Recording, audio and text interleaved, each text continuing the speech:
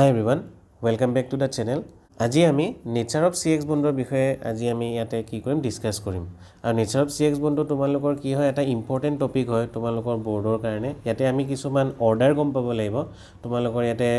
বোন লেন্থৰ অৰ্ডাৰ কি হয় নেক্সট তোমালোকৰ বোন এন্থালপিৰ অৰ্ডাৰ কি হয় তাৰ পিছত তোমালোকৰ ডাইপল মোমেন্টৰ অৰ্ডাৰ কি হ'ব এইকিটা অৰ্ডাৰ আজি আমি ভালকে ডিটেইলত ষ্টাডি কৰিম সো বলা পলম নকৰি পেলাই আজি আমি ভিডিওটো ষ্টাৰ্ট কৰোঁ So এটা ফাৰ্স্টতে চাই লওঁচোন তোমালোকৰ ইয়াতে নেচাৰ অফ CX বণ্ডৰ বিষয়তে লিখা আছে nature of CX bond nature of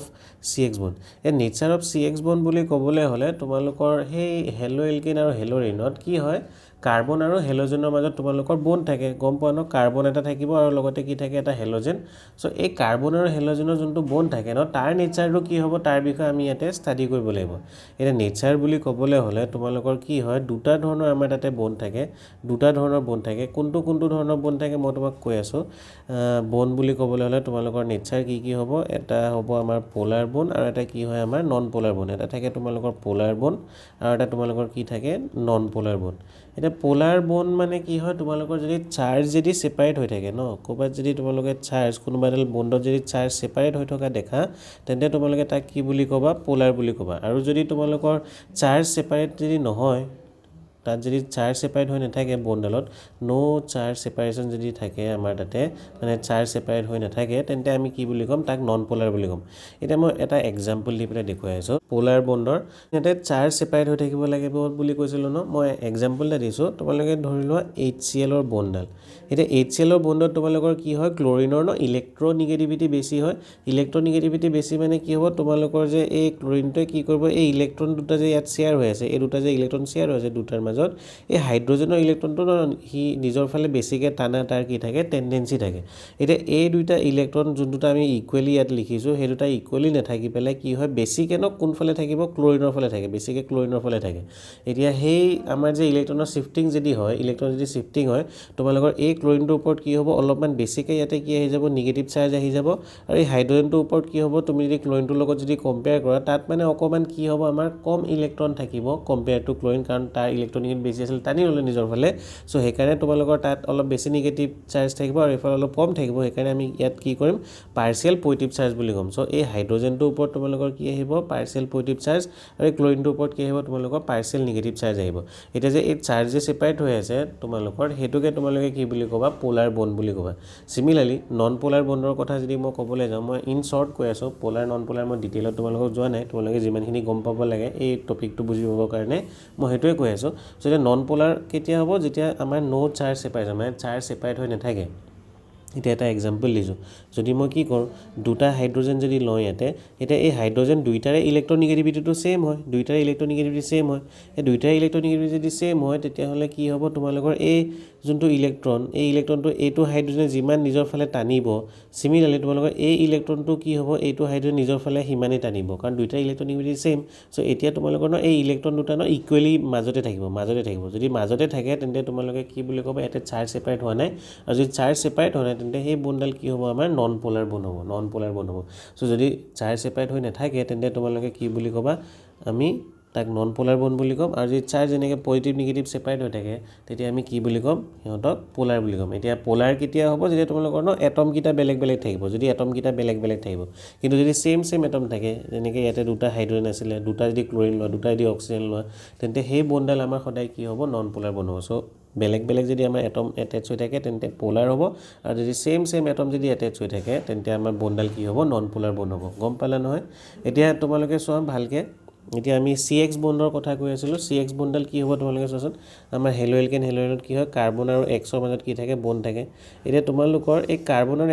Xৰটো ইলেক্ট্ৰনিগেটিভিটি বেছি হয় সো যদি বেছি হয় তেন্তে কি হ'ব তোমালোকৰ ইয়াতে ইলেক্ট্ৰনটো নিজৰ ফালে টানিব Xে আৰু যদি টানে তেন্তে তাৰ ওপৰত কি হ'ব বেছিকে নিগেটিভ চাৰ্জ আহিব আৰু তোমালোকৰ কাৰ্বনৰ ওপৰত কি হৈ যাব তাতে আমাৰ ইলেক্ট্ৰন কম হৈ যাব সেইকাৰণে তাৰ ওপৰত কি হৈ যাব পজিটিভ চাৰ্জ আহি যাব যদি এনেকৈ আমাৰ চাৰ্জ সেপাৰেট হৈ থাকে তেন্তে আমি তাক কি বুলি ক'ম পোলাৰ বণ্ড বুলি ক'ম সো গম পালা আমাৰ হেলো এলকেন আৰু হেলোজেনৰ যোনডাল বণ্ড থাকে তাৰ নেচাৰটো কি হ'ব পোলাৰ নেচাৰৰ হ'ব গম পালা ন পোলাৰ নেচাৰ হ'ব কিয় হয় কাৰণ তোমালোকৰ ফ্লোৰিন ক্লোৰিন ব্ৰমিন আয়োডিনৰ তাতে ইলেক্ট্ৰনিগেটিভ বেছি হয় কম্পেয়াৰ টু কাৰ্বন নিজৰ ফালে ইলেক্ট্ৰন টানিব আৰু টানাৰ কাৰণে তোমালোকৰ তাতে কি হৈ যাব চাৰ্জ সেপাৰেট হৈ যাব সেইটোৱে লিখা আছে ইয়াতে it is a polar in nature এই বন্ডাল আমাৰ কি হয় পোলাৰ নেচাৰৰ হয় because the presence of halogen atom because of presence of halogen atom which is highly electronegative তোমালোকৰ ইয়াতে halogen atom present হৈ আছিল যাৰ নেচাৰটো কি হয় বহুত বেছি ইলেক্ট্ৰনিগেটিভ হয় মানে হিহঁতৰ নিজৰ ফালে ইলেক্ট্ৰন টানা টেন্ডেন্সিটো বহুত বেছি হয় গম পালা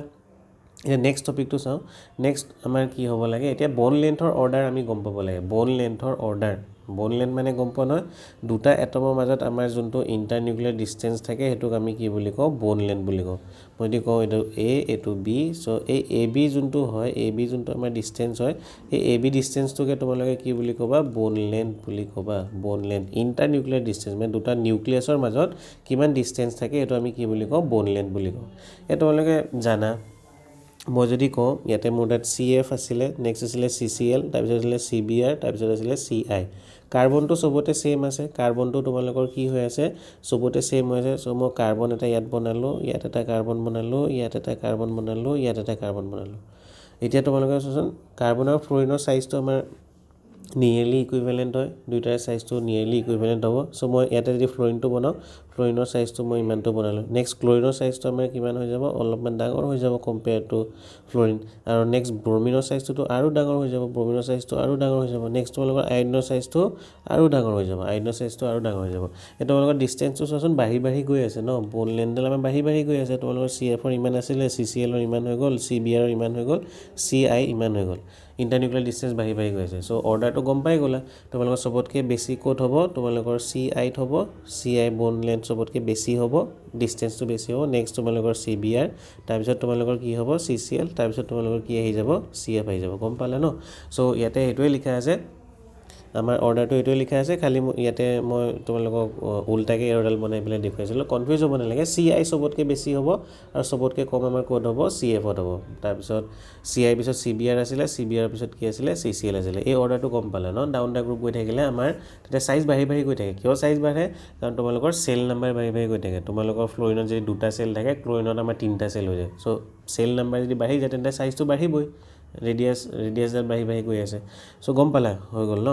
এটা লিখা আছে হেতু বস্তুৱে down the group size of halogen atom increases resulting in increase of bond length তোমালোকে ডাউন দা গ্ৰুপ গলে তোমালোক যোনটো হেলোজেন এটম হয় তাৰ সাইজটো বাঢ়ি গৈ থাকে আৰু হেতু কাৰণে কি হ'ব আমাৰ বন লেন্থ বাঢ়ি গৈ থাকিব সো CI সবতকে বেছি নেক্সট CBr তাৰপিছত CCl তাৰপিছত কি আহি যাব CF আহি যাব এটা নেক্সট টপিকটো চাও নেক্সট আমাৰ কাৰ অৰ্ডাৰ জানিব লাগিব বন এনথালপিৰ অৰ্ডাৰ এটা বন এনথালপি বা কি হয় বন এনথালপি মানে কি হয় তোমালোকৰ যিকোনো এডাল বন ভাঙিবৰ কাৰণে এই বনডাল যদি মই ভাঙিবলৈ যাওঁ এই বনডাল যদি মই ভাঙিব যাওঁ এই যোনডাল বন মই বনালো এই বনডাল যদি মই ভাঙিব যাওঁ এই বনডাল ভাঙিবৰ কাৰণে যিমান এমাউন্ট অফ এনাৰ্জি লাগে তাক আমি কি বুলি কওঁ বন এনথালপি বুলি কওঁ এটা এটা বস্তু তোমালোকে জানা মই যদি তোমালোক সৰু বস্তু এটা যদি ভাঙিব দিওঁ আৰু এটা যদি ডাঙৰ বস্তু এডাল ভাঙিব দিওঁ ডাঙৰ লাঠি এডাল ভাঙিব দিছো বুলি কৈছো মই ডাঙৰ লাঠি এডাল সৰু লাঠি সো ডাঙৰ লাঠিডাল তোমালোকে ইজিলি ভাঙি দিবা কিন্তু সৰু লাঠিডাল ভাঙিবৰ কাৰণে বহুত আমাৰ কি হয় অলপ কষ্ট হয় মানে বেছি আমি এনাৰ্জি দিব লাগিব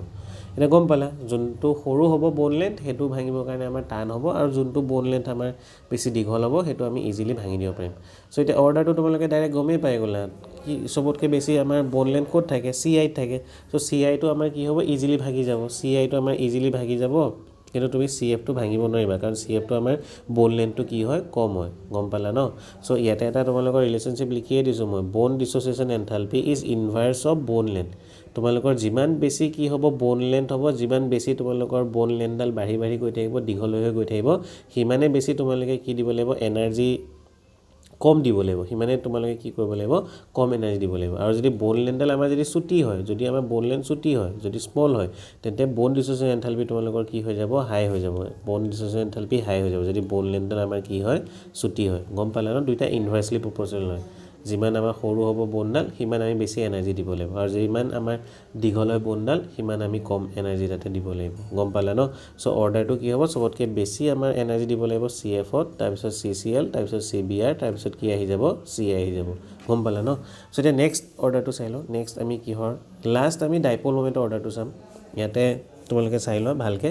আমাৰ মই ডাইপল মুভমেণ্টৰ অৰ্ডাৰটো ন এনচিইআৰটিত লিখা আছিলে চ' লিখি থৈছোঁ এতিয়া CCLৰ আমাৰ যোনটো ডাইপল মুভমেণ্টৰ ভেলু হয় এইটো কিমান হয় 1.860 CFৰ কিমান হয় 1.847 CBRৰ কিমান হয় 1.830 CI কিমান হয় 1.636 এটা বস্তু তোমালোকে যদি লক্ষ্য কৰিছা আমি যদি ডাউন দা গ্ৰুপ গৈ থাকোঁ মানে তোমালোকে তললৈ যদি গৈ থাকা ন তললৈ গৈ থাকিলে কি হ'ব মানে CFৰ পিছত CCLৰ পিছত CBRৰ পিছত CI যদি তোমালোকে তললৈ যদি গৈ থাকা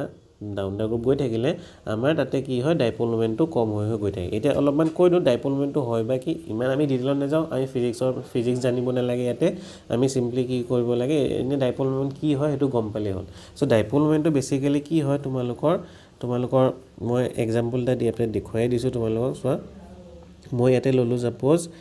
হাইড্ৰজেন ইয়াতে মই কি ল'লোঁ এটা ফ্ল'ৰিন ল'লোঁ হাইড্ৰজেন আৰু ফ্ল'ৰিন ল'লোঁ এতিয়া সেই হাইড্ৰজেন আৰু ফ্ল'ৰিনৰ মাজত আমাৰ ফ্ল'ৰিনৰ ইলেক্ট্ৰনিগেটিভিটিটো বেছি হয় এতিয়া তাৰ ওপৰত কি আহিব আমাৰ নিগেটিভ চাৰ্জ আহি যাব ইয়াৰ ওপৰত কি আহি যাব পজিটিভ চাৰ্জ আহিব এতিয়া তোমালোকে যদি ইয়াৰ ডাইপল মুভমেণ্ট যদি উলিয়াবলগীয়া হয় তেন্তে কেনেকৈ উলিয়াব মই সেইটো কৈ আছোঁ কেনেকৈ উলিয়াবা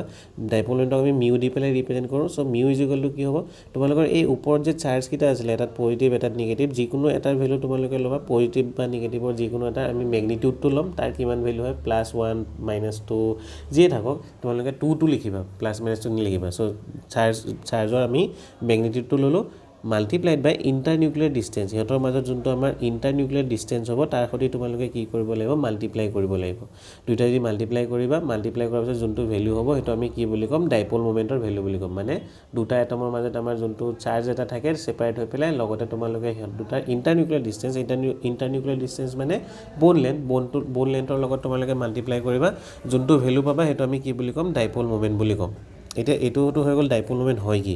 এতিয়া তোমালোকে অৰ্ডাৰটো আমি ইয়াতে যেতিয়া চাওঁ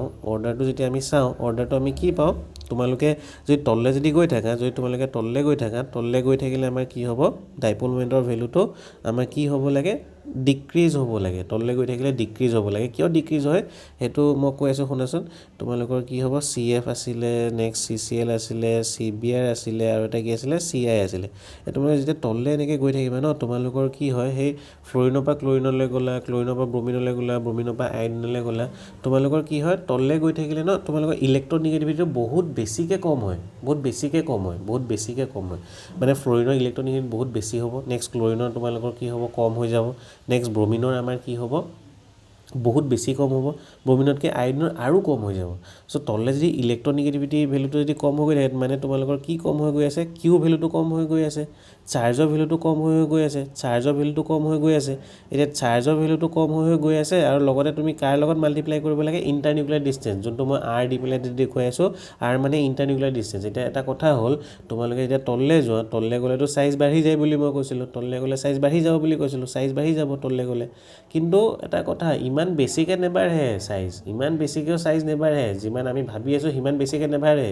কিন্তু তোমালোকৰ ইলেক্ট্ৰনিগেটিভিটি কিন্তু বহুত ভয়ংকৰকৈ তাতে কি হয় কম হৈ যায় মানে তোমালোকৰ এই কিউ ভেলুটো বহুত বেছিকৈ কম হয় তললৈ গ'লে আৰু এই আৰটো ইমান বেছিকৈ নেবাঢ়ে চ' অভাৰঅল তোমালোকৰ কি হ'ব অভাৰঅল কি হৈ যাব ডাইপল মুভমেণ্টটো কমি যাব কাৰণ তোমালোকৰ আৰৰ ভেলুটো ইমান বেছিকৈ বাঢ়া নাই কাৰণ দুইটাই মাল্টিপ্লাই কৰিব লাগিব তুমি মাল্টিপ্লাই যেতিয়া কৰিব যাবা কিউ